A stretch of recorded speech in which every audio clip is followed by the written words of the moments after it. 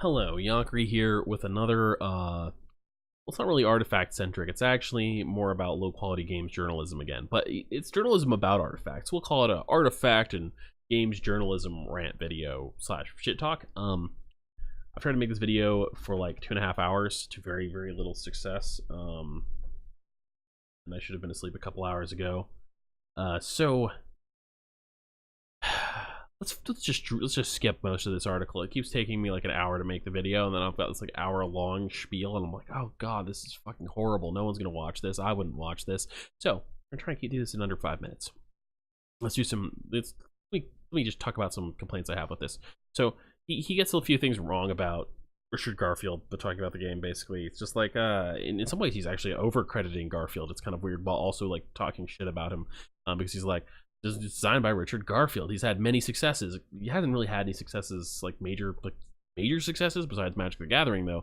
And then he's like, but he's had all these successes, but he's overrated. Actually, this guy, we're gonna look at this guy just before the end.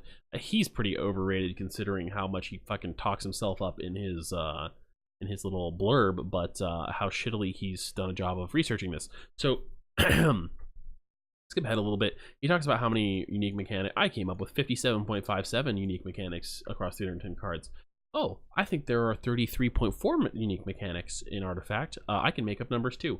Point is that I don't believe him that there are this many unique mechanics. There certainly aren't this many keywords. If anything, I think Artifact could use some more keywords. I assume he's counting a lot of things that aren't really unique mechanics as unique mechanics and being like super liberal with the term in order to generate a more biased article, because he clearly has a super strong bias about this and is trying to inflict that upon readers. And we'll get to the part where he really just starts like showing that super strongly later on. Okay, so blah blah blah talks about the game. Simple enough, right? Wrong. Basically, you know, like just goes over how you play the game. It's like, oh, that's very simple, but it's so complicated. It has armor and items. Oh, it's so complicated. No one can understand this. Ironically, in his finishing review, he compliments the item deck as a concept after shitting on it and talking about how it makes the game too complicated and it should be. And presumably, the solution would be to remove it. I don't know what else he's suggesting to make it less complicated. Complains about RNG a lot. Looks like a lot of his complaints are the same complaints that a lot of noobs have in Artifact. Like, this isn't even like this is a diss on this guy because he should know better. But to those of you out there who are thinking like, oh, the unit attack direction is such bullshit. Well, look, when you're new, yeah, sure. I only even have 20 hours, but I haven't had any issues with unit attack direction really in my mere 20 hours of gameplay. Because it's not a big deal. It's easy to deal with, and you just need to get better at the game. Yeah, so like that's what I mean by needlessly complex. What is needlessly complex about this? What the fuck is needlessly complex about this? It's not needless. It's a useful element of a small random variance that you can utilize to introduce more interesting decision making to the game, right? And interesting mechanics to the game. And the game could use more mechanics, more unique mechanics. It doesn't have very many. I mean, it has an okay amount, but it's not like a large amount. It's like, you know, it's actually been a pretty common complaint of the game from people who actually have know a lot about it, unlike this guy. That a little simple actually because it's the first set, right? It's a little bland. We need more interesting, unique mechanics and more in general. So anyway, blah blah blah. For Artifact has far too many gotcha effects. Couldn't possibly agree less. There aren't very many gotcha effects in Artifact. He complains about getting wrecked by Chain Frost on turn 7. This is actually something I didn't ever go over in my previous attempts to make this video. You know Chain Frost is coming because it's Lich's signature card, and you can like look at Lich and look at his signature card, and it's one of the things that actually is kind of interesting, right? Because you would normally in card games, you're not going to know, outside of tournament play, you're not going to know what's in your opponent's deck at all. It's total mystery to you. But in Artifact, if you see a hero, you know their 3 signature cards are there, so you know this is a possibility, right? Maybe you wouldn't expect all 3 lanes, but you can't just be like, oh, who gives a shit? I'll just overcommit in every lane, and I can't kill them all. Super dumb. So he just didn't play around it at all and got wrecked, and because he didn't know how to play the game, and he's just really upset about it, blah blah blah, and he's just kind of ranting. Yeah. He does make one good point, and that Oh, he did say something really dumb here. So in the example I used, you could argue that I could have played around these cards by not deploying all of my heroes. You can't do that. You have to deploy your heroes. You can't hold them back. Okay, so he talks about how the tutorial shit. He's right. The tutorial is shit on that one. He talks about how Artifact is a hefty investment of time and money. It's not really more of an investment of time than Magic the Gathering. Certainly, that's definitely not more of an investment of money than Magic the Gathering. Jesus. And then he gets to the really dumb stuff, right? Okay, so he talks about like these usual like beating off people do about how like, oh, the glory days of how I played junk Magic, table Magic the Gathering with my friends, and we mostly did all the rules wrong. Wasn't that great? And he said, but that's not how Artifact plays. Contrary to that, it's been kind of my experience of how Artifact plays because I have a group of friends to play with. I highly recommend finding a community if you do play with, do cool, casual jank matches with them. Anyhow, he says, you have to cobble together a deck. You have to cobble together a deck having no idea how to play the game. You are playing against your noob friends. You're playing against the best card game players in the world who all have extensive time in the game's beta. I don't know if this is supposed to be like a joke, that he just like super shit at joking, or if he's actually fucking serious here.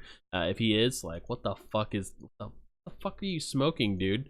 How wasted were you when you wrote this video? Come on, you're not playing against the best card game players in the world. You're playing against other noobs because the game has an MMR system.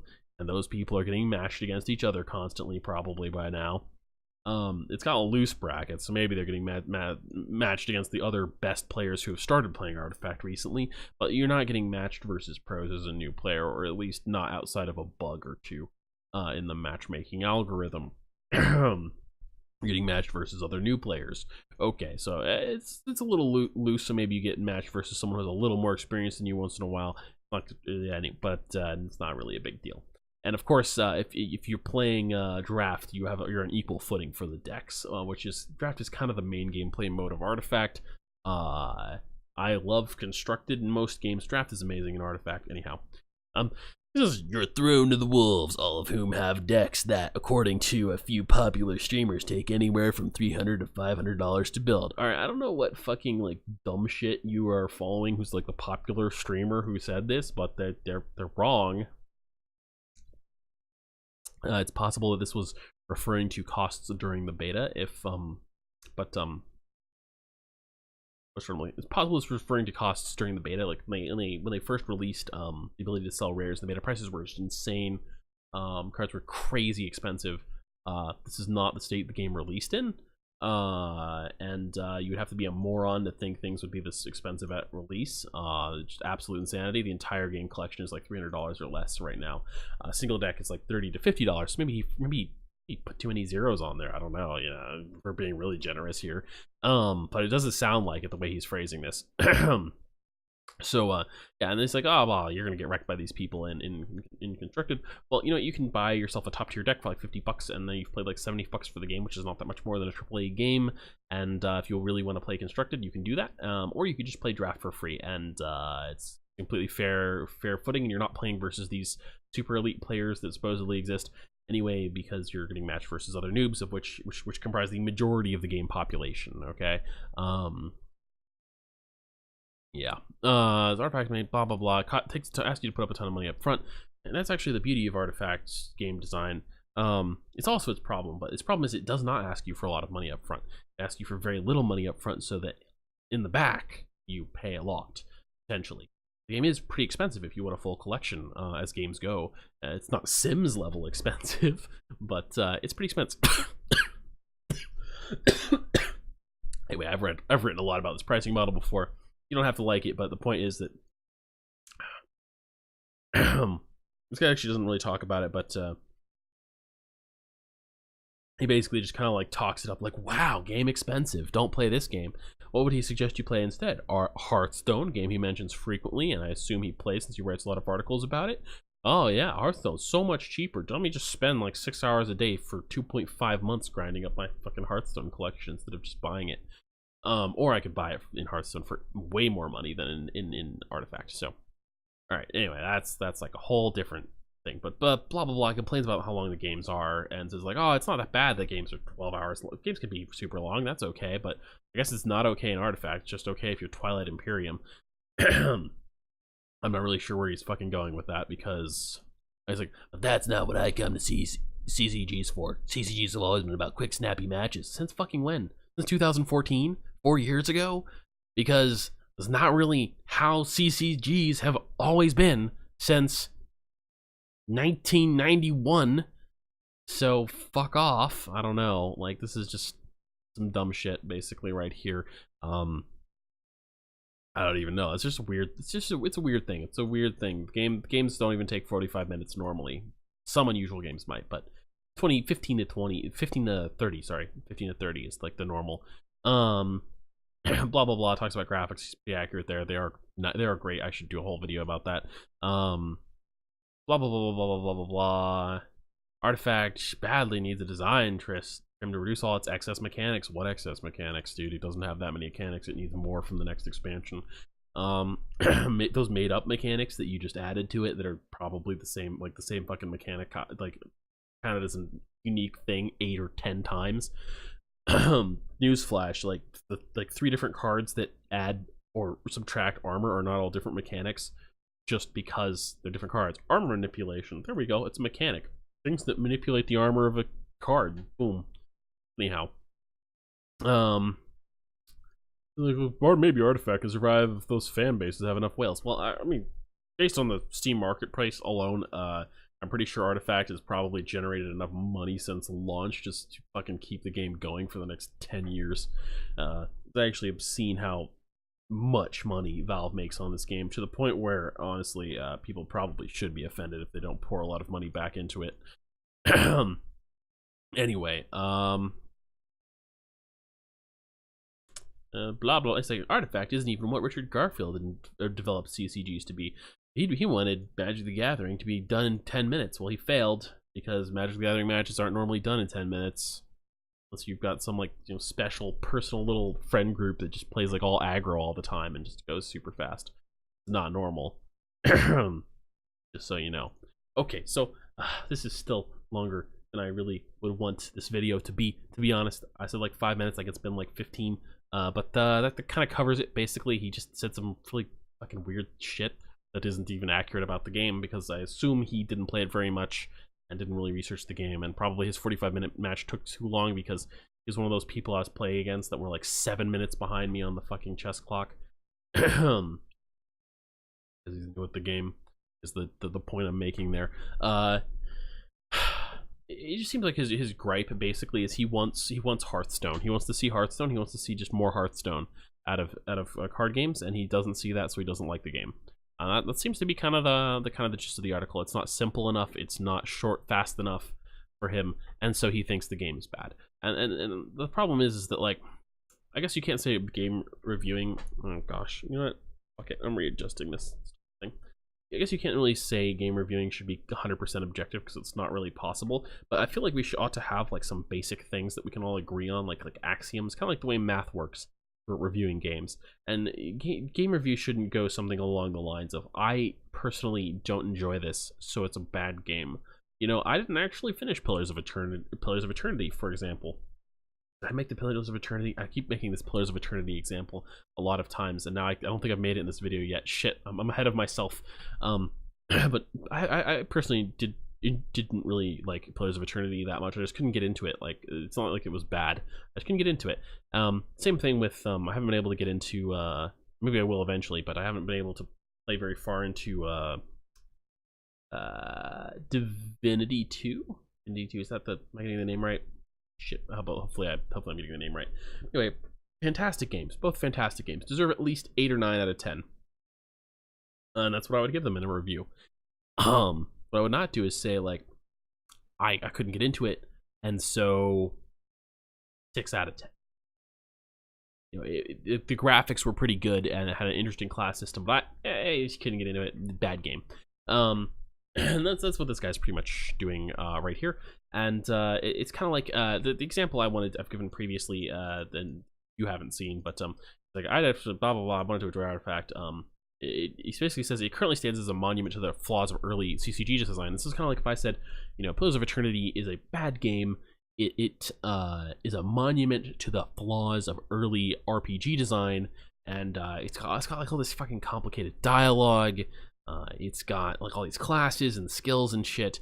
Just give me like the there's just positive, neutral, negative dialogue option. Give me the fucking like almost no, just a couple important skills. You know, what's with all these needless excess mechanics and classes and skills and shit? Just trim it down to just what you really need. You know, like Dragon Age 2 is the perfect example of just like the perfect modern RPG. You know, it doesn't really matter too much what your skill build is, so you don't have to get like, you know, agonize over that too much. You just pick some stuff, you press AAA, and you win. And that's what a good game should do. 6 out of 10 for Pillars of Eternity. That's what this guy's doing. Isn't to say that Artifact deserves perfect 10 out of 10. You know, the thing is that just like a lot of his arguments that he presents, a lot of his points for why there's some problems with the game that he presents in this video are just bias and or fully unfounded. And what I mean by fully unfounded is, I mean like when he said like a single deck costs $300-400. That's false. That's an objective fact about reality that isn't true.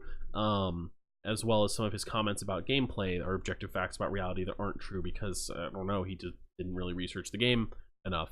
So and some of his like reviewing is based on that, so it's just very poorly done. And then on top of that, like the tone he takes in this article is extremely biased. Doesn't even really attempt to be some sort of like general analysis. Doesn't base any of his opinions on anything. Like, I don't even necessarily want like a fucking thesis, a math thesis that has proof for why the game is bad. I just want a reason, right? Like, what's a game I don't like? I have a problem with Diablo. Fuck, which game are we on? Diablo 3. Diablo 4 hasn't happened yet. I wish. I have a problem with Diablo 4. Okay, I don't like how the pet class like features work. I don't like how some of the abilities work. Okay, so I think it's a pretty stupid thing to just say like the fucking abilities for Necromancer, the Necromancer class they added in the expansion, they're bad. Or talk about like what would be a good example? I guess we'll use the Necro example. It's not the best one since I haven't played it really. But I think the Necro abilities, like you've got these like skeletal mages, and the way they function is essentially just a dot. It's not really a pet class at all of any kind. It doesn't even have an option to be a pet class. And that was very much in the theme of the original Necromancer. And what they've done is they've taken this sort of design flaw. So I'm not giving too much information, and it's bad, and that sucks. And I think it's bad, and it's bad game design. So I'm negatively reviewing their DLC, the Necromancer. Okay, so that's what he's doing here. Okay, what you should be doing is really something like, you know, I don't really like how they've re-envisioned pet abilities and a variety of abilities in Diablo 3 from previous games, right? And they've taken this like approach of everything is a spell, everything. Okay, this is actually something Blizzard has done across a few different games, and they make it so like the skeletal mages for Necromancer exist in Diablo 3 as this dot you put on, I believe it's an area, and they don't do anything. They don't have a stat. They don't have a stat bar. They don't have an attack. They don't cast spells. Just damage is done to an area. It's no different from if you had a elementalist ability like Flame Strike, and just like, that's not an actual game, but incidentally, but you just blasted fire in an area and it burned for damage over time. It's no different from that. So it's not a pet class at all. It's just another spellcaster. And we already have one. This is just like a reflavoring of the Elementalist, really. They call the Elementalist Sorcerer in Diablo 2. Or Sorceress, I guess. Point is that this is kind of actually my problem with the Necro in Diablo 2, is that they've taken this they did this a lot of abilities of just like a pet class. There is like such a thing as a pet class. There's a pet class theme. It exists more in Path of Exile, although I don't like their implementation the best either because it's a little bit too passive. But Diablo 2 is a good example where you have some support spells and you summon pets and you support them, right? So you play almost like you're playing a healer or something in an MMO. You're playing a support class, and you summon these units that do all your fighting for you, and you play as support for yourself. And that's like the playstyle of the archetype. And they completely threw it out in Diablo 3. And I think that's actually a mistake. I think it's not very good. I don't think it's very interesting. I think it's just kind of boring because it's too similar to their other classes. Whereas including an actual pet class archetype, a proper one, would have been interesting. And there's probably a lot more design space for that. And it could have even been included as just a single build option of the Necromancer, possibly, but it didn't even survive that much. They just made the Necromancer like this blood and bone themed, mage who just casts spells and stuff, and it's very unoriginal and boring. Yeah, my problem with it. So, what did I say there? Am I necessarily right? Did I use any facts? Not really. I'm just using my opinion, and I'm basing it on something. Okay, and that's kind of like the baseline I would expect from this guy, and he hasn't provided that. In my opinion, on certain topics. I went over. Thank you all for watching. Yakri out. Wish me luck surviving the weekend. The next week, if I'm still sick. Haven't had a great week. See.